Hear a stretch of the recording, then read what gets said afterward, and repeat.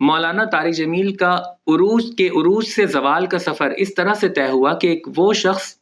جس کے بیان کے لیے مہینوں پہلے سے تاریخیں لینی پڑتی تھیں،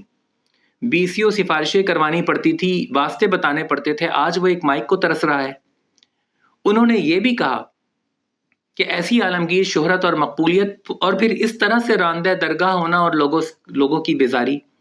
انہوں نے مولانا طارق جمیل صاحب کو مخاطب کرتے ہوئے یوں بھی کہا کہ مولانا،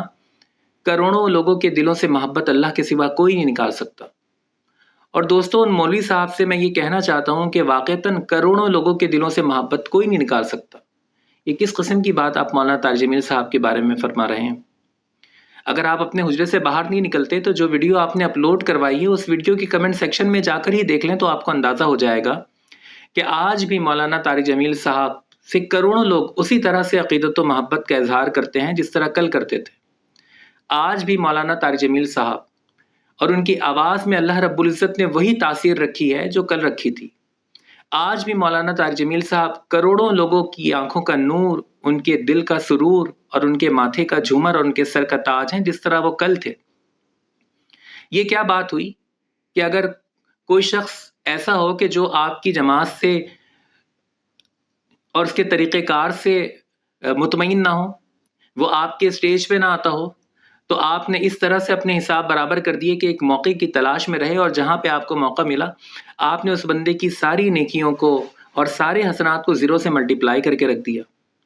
ایک وہ شخص جس نے ساری زندگی دین اسلام کا علم بلند کر کے رکھا اور تبلیغ دین کا فریضہ سر انجام دیتا رہا،